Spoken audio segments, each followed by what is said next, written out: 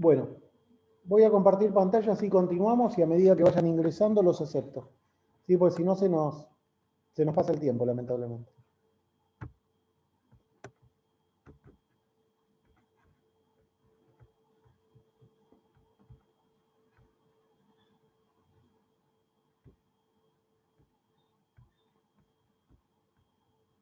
Lo están viendo el Power, ¿no? Sí, profe, lo estamos viendo el Power. Bueno, gracias. Gracias. Bueno, un segundito que acepto a 2 personas más y sigo, ¿sí?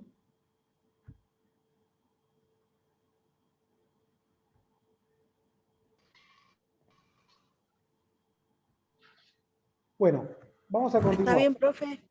¿Cómo? No, está bien, profe, le dije. Ah, gracias, gracias. Vamos a continuar, Hilary, ¿sí? Así no aprovechamos el tiempo. Bueno. Dale, profe. Habíamos hablado, la última diapositiva que habíamos quedado era la visión de la organización, luego vamos a pasar, y Max Weber, ¿sí?, decía que el primer recurso de toda organización y el más importante es el recurso humano. A tener en cuenta, ¿sí?, a tener en cuenta que nos sirva para darnos el valor que nos corresponde dentro de las organizaciones, ¿sí? Es muy importante que nosotros mismos podamos autovalorarnos también.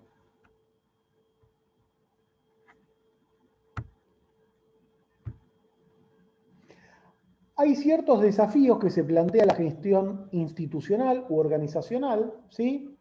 Están claramente diferenciados. En primer lugar, habla la gestión institucional del desafío del ser. ¿A qué obedece esto? Obedece a definir claramente la misión a ser alcanzada por la institución. Eso del desafío del ser es lo que le da identidad a la institución, ¿sí? A lo que la define, por decirlo de una forma. Luego está el desafío del hacer, que el desafío del hacer, ¿qué es? Es poner en marcha todas las funciones y acciones adecuadas para alcanzar esa misión que nos planteamos como organización. Y el desafío del estar es el punto de apoyo sobre el cual se desarrollan las acciones. ¿Y qué involucra todo esto? Esto contempla una división del trabajo claramente establecida, que es la estructura organizacional básicamente, una cultura interna, ¿sí?, que es la cultura organizacional, acuérdense que habíamos hablado, que eran las creencias propias, ¿sí?, y las tradiciones de los propios integrantes de su organización, y en especial la articulación con un ambiente externo, con competidores y eventuales aliados a futuro, ¿sí? Fíjense, por favor, que hay alguien que tiene el micrófono prendido y se está escuchando interferencia. Y no se va a escuchar claramente la voz, por favor, ¿sí? ¿Escuchó? Leonard. Leonard tiene prendido el micrófono. Apáguelo, por favor, Leonard. Yo siempre hago una carta con la que sale la Champions. Y ahora tengo que poner una. ¿Y usted no lo puede apagar el micrófono, profe? Ahí me voy a fijar. Ahí me voy a fijar.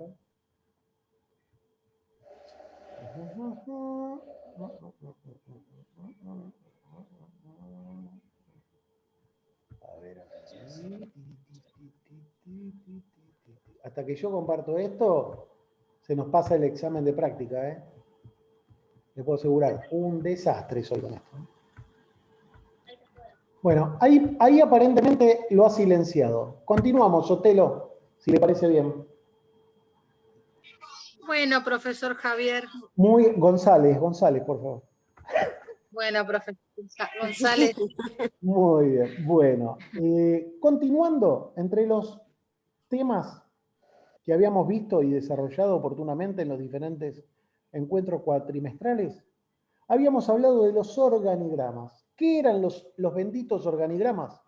El organigrama básicamente es una representación gráfica del esqueleto de la organización que nos muestra los cargos jerárquicos que componen a la misma. ¿Qué nos permite este organigrama? Obtener una idea rápida de cómo está organizada una empresa, cooperativa u organización.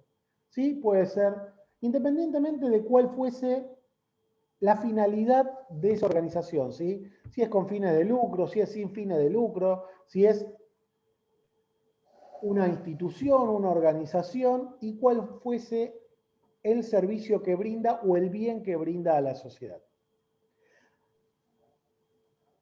Continuando,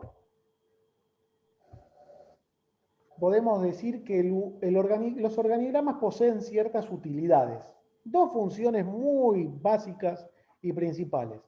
Es informativo, le sirve de información a los nuevos integrantes de la organización y como recordatorio a las personas que ya llevan tiempo trabajando en esa institución u organización, por si incurrieron en algún olvido, ¿sí? Pueden recurrir al organigrama y esclarecer básicamente alguna posición que a lo mejor hayan olvidado dentro de la empresa o de la organización.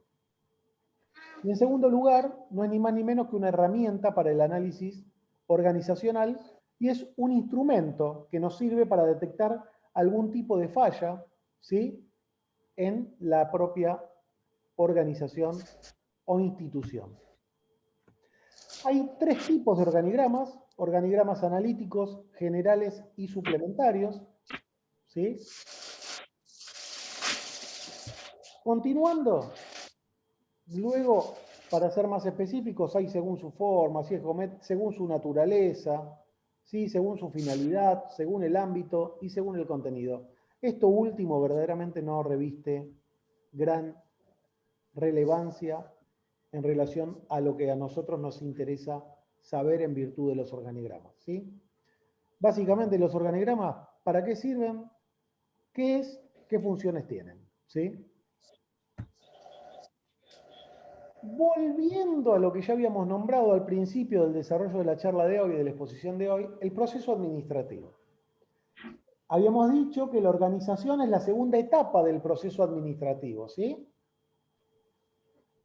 Y a su vez poseía en una totalidad de 4 etapas. En primer lugar, la etapa de planeación, ¿sí?, o planificación. ¿En qué consiste esta etapa? En la investigación del entorno, ¿sí?, del entorno interno de esa organización, ¿sí?, en el planteamiento de estrategias, políticas y propósitos, así como también de las acciones a ejecutar en el corto, mediano y largo plazo. Esto tiene que ver con los objetivos organizacionales también, ¿sí?, en cuanto al tiempo de ejecución que la organización se quiere establecer como tal.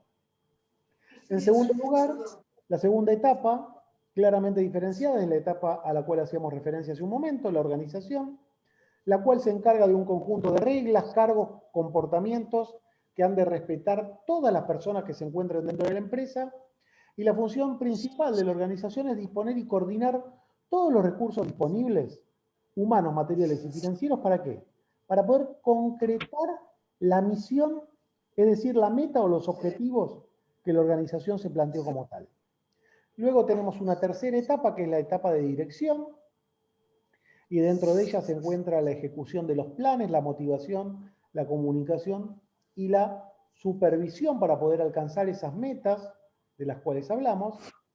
Y una cuarta etapa que es el control, que básicamente ¿de qué se ocupa? De evaluar todo el desarrollo que establece una empresa u organización para la concreción de la misión, meta u objetivos preestablecidos.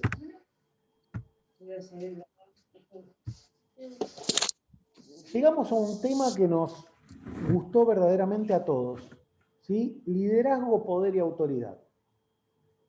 El liderazgo, para que todos podamos entenderlo, es el conjunto de capacidades que una persona tiene para poder influir sobre cierto grupo determinado de personas, haciendo que el grupo trabaje con entusiasmo en el logro de metas y objetivos. Otra definición pertinente que describe el liderazgo como la influencia que uno puede tener, ¿sí?, a nivel interpersonal, ejerciendo en cierta situación y tendiente a orientarla, ¿sí?, hacia poder cumplir ciertos logros o ciertas metas específicas, ¿sí?, que uno se haya planteado como líder de una organización. Luego habíamos hablado de poder, legitimidad y autoridad. El poder, según Max Weber, ¿sí?, consiste en la probabilidad de imponer la propia voluntad, es decir, imponer mi voluntad dentro de una relación social contra toda resistencia, ¿sí?, y cualquiera que sea el fundamento de esa probabilidad. Luego habló de dominación. La dominación es la probabilidad de encontrar obediencia a un mandato determinado entre personas dadas, y la legitimidad obedece a la aceptación del ejercicio del poder, porque está de acuerdo a los valores y principios de una organización o de una sociedad, básicamente. Luego habíamos hablado de que había ciertos tipos de autoridad, ¿sí? La autoridad, bajo el concepto de dominación legítima, es el poder que se considera legítimo. Y para Max Weber hay tres tipos de autoridad o dominación legítima según el origen o el tipo de legitimidad en que se sustente. En primer lugar, a saber, el tipo de autoridad racional legal, donde hay un sistema de normas racionales que se guían a través de la razón, es decir, que son bien fundamentadas, ¿sí?, que legitima al que dispone del mando y su poder es legítimo en tanto es ejercido de acuerdo a las mismas. Se obedece a las normas y no a las personas. Su tipo más puro es la dominación burocrática del Estado y de la empresa moderna. Luego está el tipo de autoridad tradicional, ¿sí? Se basa en la santidad de la tradición y por tanto de lo acostumbrado. Esto se hace así porque siempre se hizo así. Básicamente, no le buscamos el fundamento, ¿sí?, de lo que ha sido de un modo determinado, lo cual determina obediencia a determinadas personas, y su tipo más puro de esta representación obedece al patriarcado, tan interpelado actualmente. Luego está el tipo de autoridad carismática. ¿Y en qué se basa? Esto se relaciona básicamente a la consagración a lo extraordinario. A la creencia en un carisma podemos relacionarlo con algo místico, ¿sí?, es decir, a la efectiva revelación o gracia concedida a ciertas personas, que puede ser tanto que redentores, profetas y héroes de toda clase. Su tipo más puro está representado por el héroe guerrero, es decir, por el héroe de guerra. Y estos tres tipos de autoridad pocas veces se presentan en estado puro, este y los dos anteriores, es decir, la racional legal, la tradicional y la carismática. Generalmente están mezclados o combinados en la realidad que a uno le toque vivir. Y esta tipología puede aplicarse a sociedades o estados, a ciertos grupos sociales o a ciertas organizaciones, partidos políticos, iglesias, ¿sí? Una gran cualidad y un gran accionar que nos guía a todos los argentinos. No seguimos plataformas políticas. ¿Qué seguimos?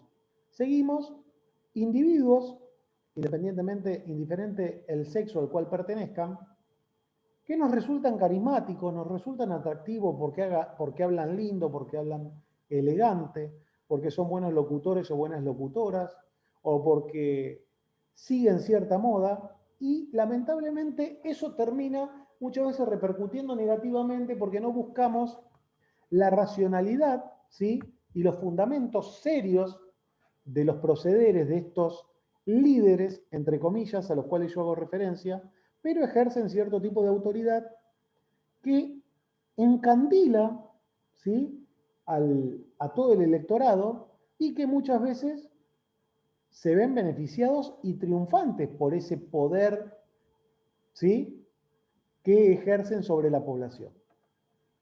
Vuelvo a decir, básicamente obedeciendo a un tipo de liderazgo, a un tipo de autoridad o de liderazgo carismático, carente en algunos casos de total razón de ser, ¿sí?, por decirlo de una forma. Luego tenemos ciertos tipos de líderes, ¿sí?, o de liderazgo. Está el liderazgo de posición. ¿Qué indica el liderazgo de posición? El liderazgo de posición, indica la superioridad de estatus de una persona, ¿sí?, que una persona tiene frente a un grupo o una sociedad. Este liderazgo se adquiere por adscripción, puesto que la persona nacida en una familia real o prominente o que ocupa una posición en una burocracia o en una jerarquía, posee su influencia en virtud a este hecho.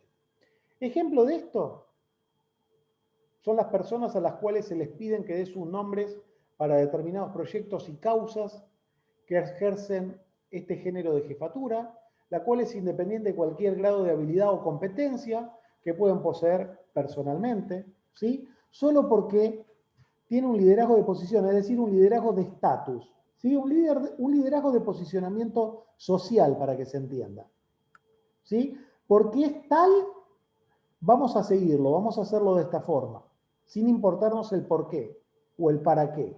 Vamos tras de ese líder, ¿por qué? Porque es pirulo o pirula. Luego tenemos el liderazgo personal, que el liderazgo personal ¿en qué se debe? En gran parte a los méritos propios.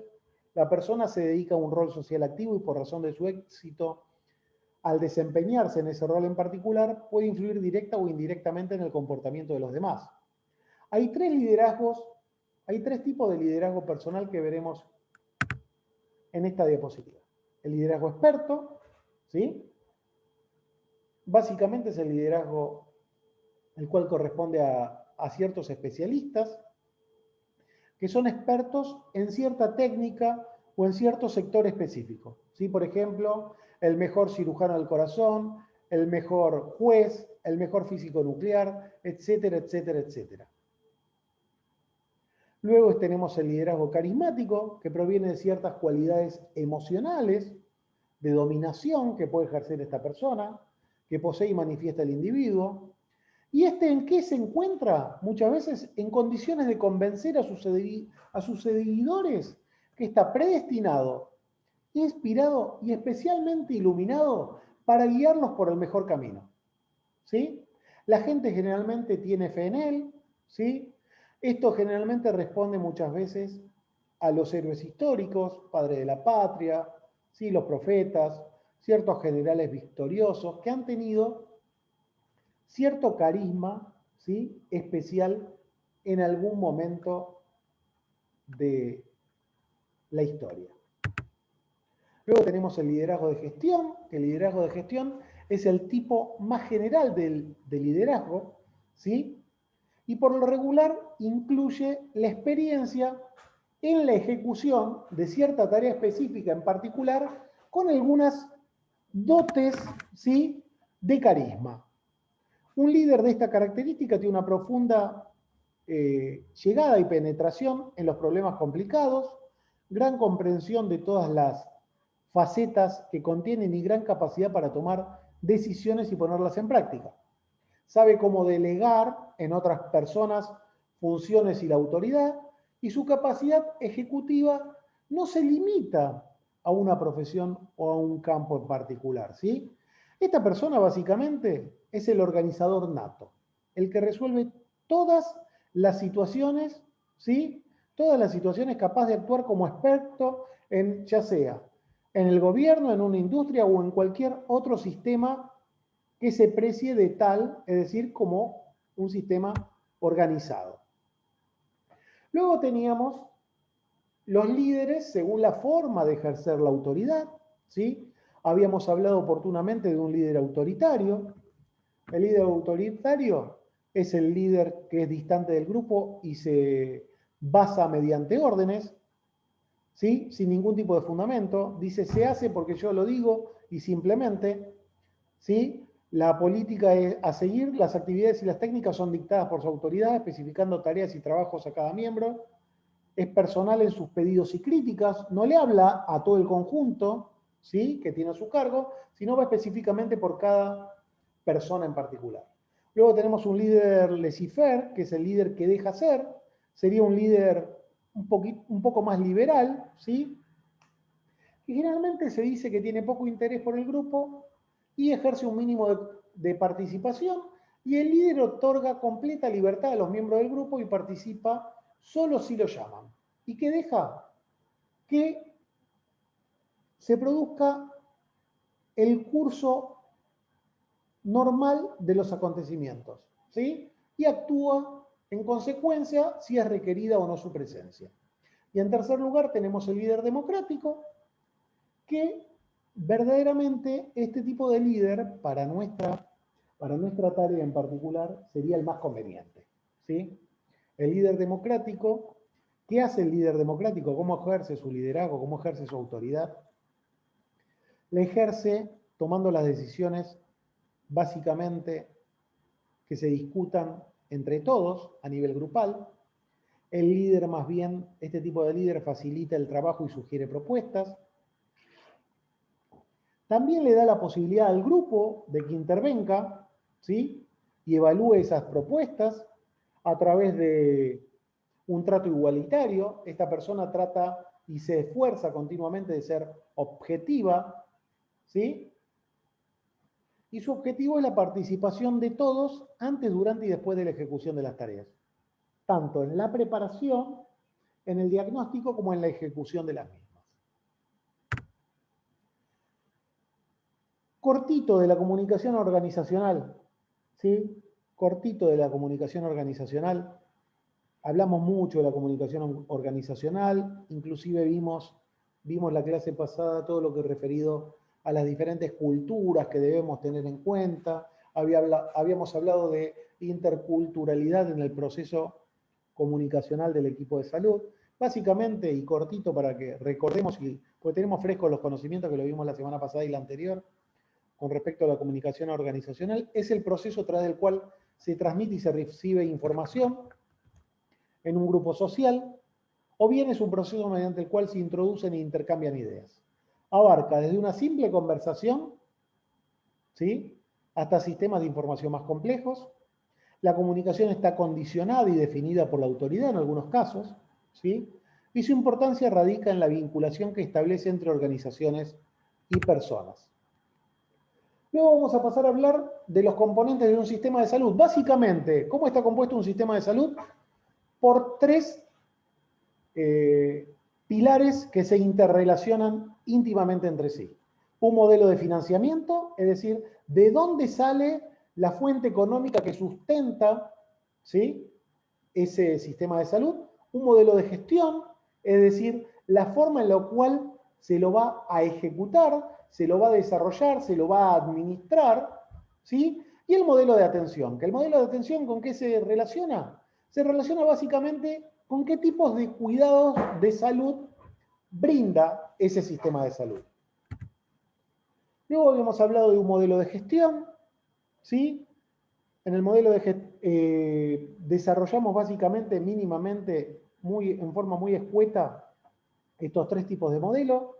El modelo de gestión se basa en la problemática, ¿sí? Consiste en definir las prioridades del servicio, que son las decisiones que se deben tomar desde la conducción, y qué valores guían quién toma y cómo las toma. Es decir, cómo se gestiona este sistema de salud, ¿sí?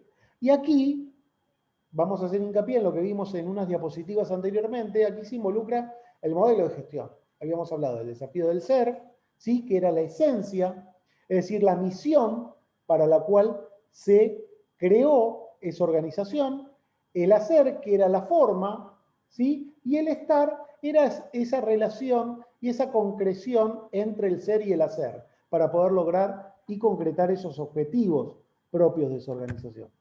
El modelo de financiación, cuánto se debe gastar en salud, de dónde provienen los recursos, cómo asignar esos recursos, y el modelo de atención, que es la problemática médico-sanitaria. ¿Qué servicios prestar? ¿Dónde prestarlos? ¿Sí? Involucra cuestiones más vinculadas con la forma en la cual debe ser dividido y organizado el trabajo médico para dar respuesta adecuada a esas demandas.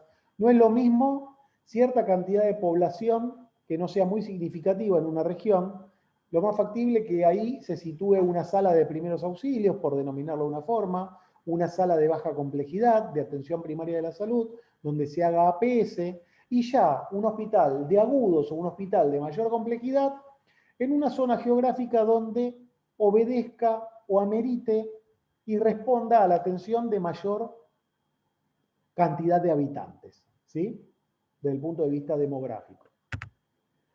Básicamente, el sistema de salud argentino, todos sabemos cómo está compuesto por tres subsectores: el público, seguro social y privado, ¿sí? Oportunamente vimos de dónde salían los recursos. Del público, ¿de dónde salían los recursos? Los recursos salían de los aportes de los ciudadanos a través de sus impuestos, seguro social, contribuciones de los trabajadores, ¿sí? ¿De dónde? De los patrones, de los aportes patronales, y el privado es lo que uno elegía, que se relacionaba con el pago de una cuota, ¿sí? Y los mismos en general ofrecen diversas ofertas de cuidado de la salud o atención en relación a atención sanitaria, valga la redundancia. La gran diferencia es que el sistema se encuentra muy interrelacionado entre sí y se provoca, en la mayoría de los casos, y hoy en día está pasando, la superposición del uso, ¿sí? Todos básicamente tenemos derecho al sistema público de salud. ¿Por qué? Porque por la Constitución Nacional está previsto que nos brinde, que el Estado está obligado a brindarnos un sistema público y gratuito de salud, y al margen de que uno tenga obra social o prepaga, tiene derecho a asistir a ese sistema público y gratuito de salud. ¿Qué pasa?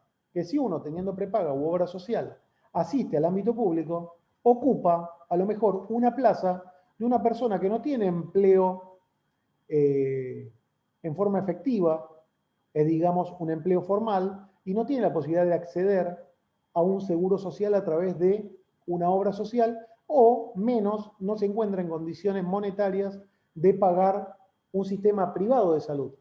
Por eso depende muchas veces no de la regulación estatal del sistema sanitario argentino, sino de la buena predisposición que tiene uno, si en virtud de tener obra social o prepaga, evitemos ir al sistema público. ¿Por qué? Porque el sistema público generalmente debería responder a las personas de más bajos recursos a nivel económico.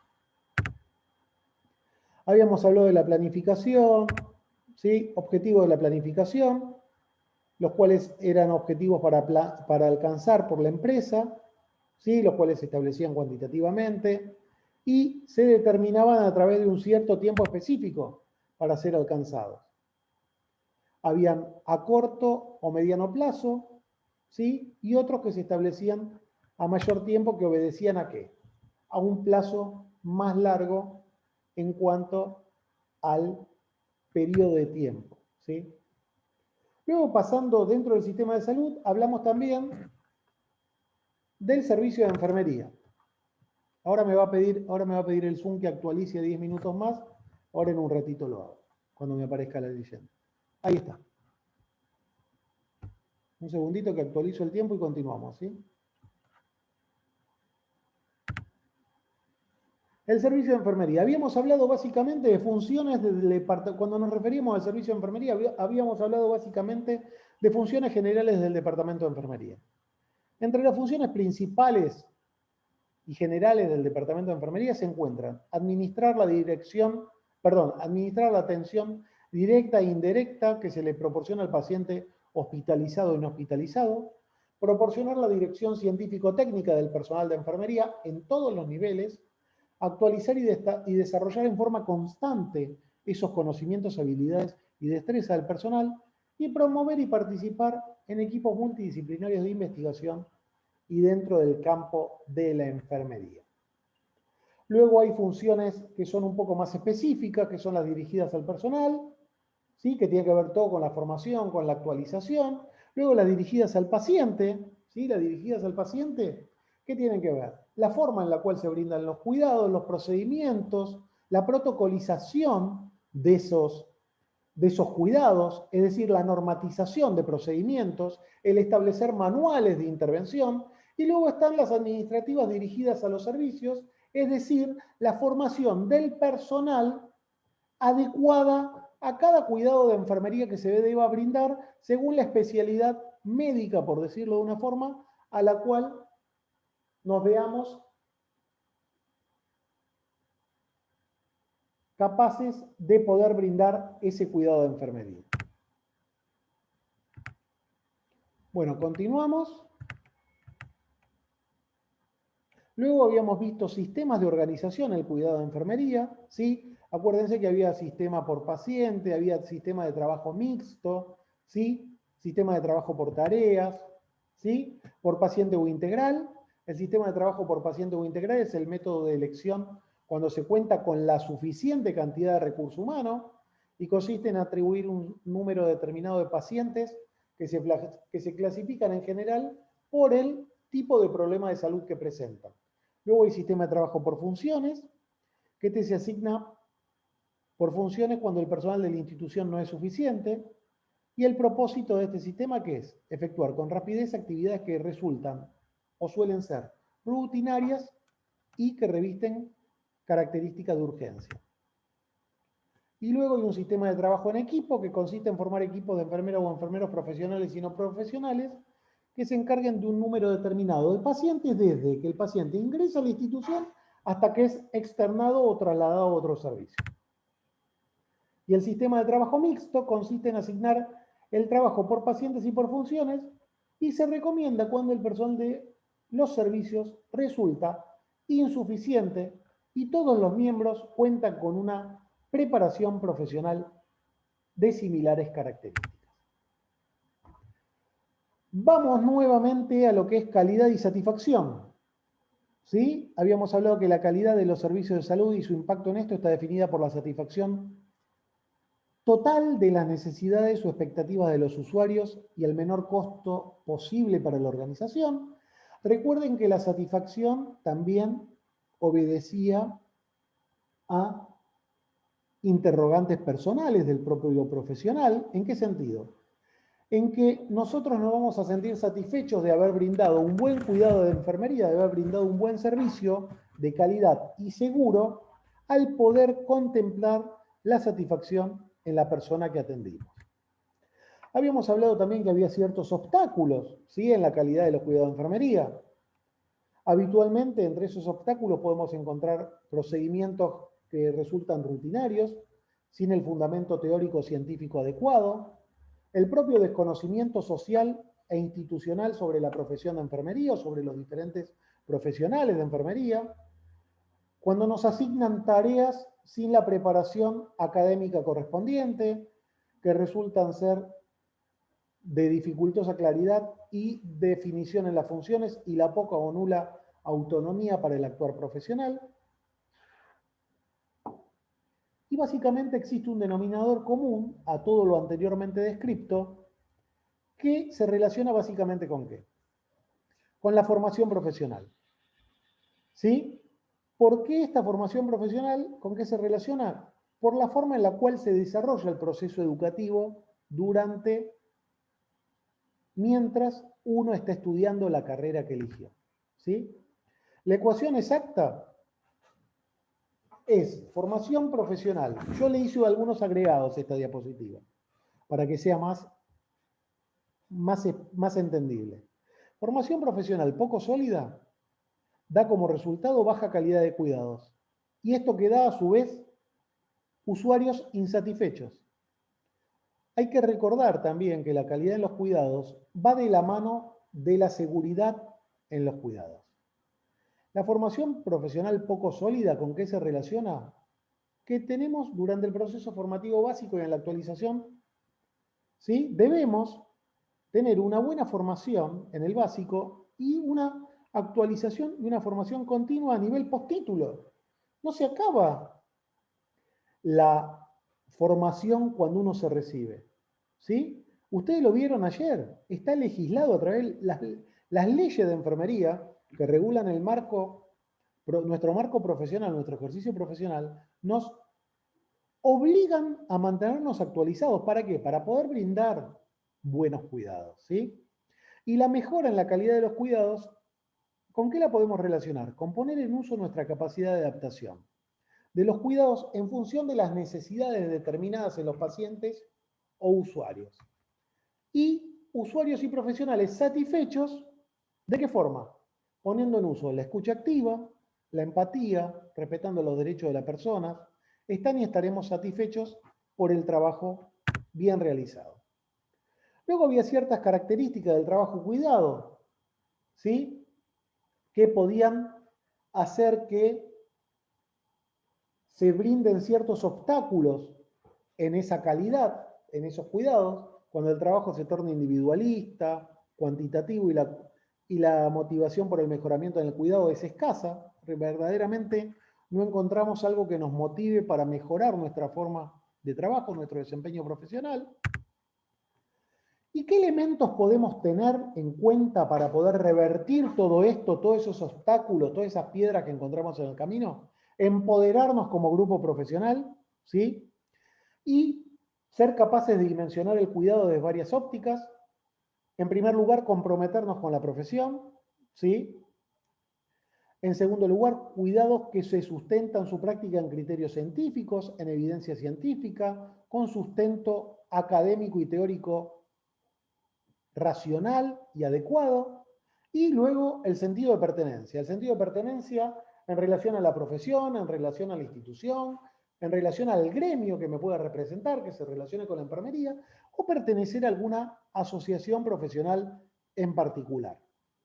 En segundo lugar, la investigación, ¿sí? Fomentar la investigación, el ser y el hacer de la enfermería, sustentarse en la constante y permanente búsqueda del conocimiento, y la enfermería debe ir en paralelo al avance de la ciencia, ¿sí? Si no recuerden, si no nos formamos de forma continua, valga la redundancia, y no nos actualizamos, quedamos fuera de la posibilidad de brindar cuidados de calidad y de seguridad y vemos restringido nuestro alcance en el mercado laboral, porque las instituciones o las empresas de salud o las organizaciones sanitarias van a tomar a las personas mejor formadas y mejor actualizadas que a las que hayan decidido no hacerlo. Luego, una formación, como decía, constante, dedicada y permanente, y el profesional de enfermería necesita obtener conocimientos suficientes y actuales. Y, en cuarto lugar, adquirir capacidad de dimensionar, ¿sí? De lograr dimensionar lo que es la enfermería y crear expectativas, ¿sí? Crear expectativas y ambicionar mejoras en la prestación de servicio. Buscar la motivación continua. Bueno, estimadísimos, ¿están ahí aún o se durmieron? No, estamos acá, profe. Estamos acá, profe. Bueno, Vamos acá. básicamente, Sí, acá. sí, Krumfli, dígame. No, sí que estamos acá todos escuchándolo. Muy bien, muy bien, muy bien. Básicamente, es todo lo que desarrollamos durante el cuatrimestre. ¿Sí? Vital, ¿Estamos? diseminación de microorganismos preventivos, colocación de hermoso, administración de medicamentos.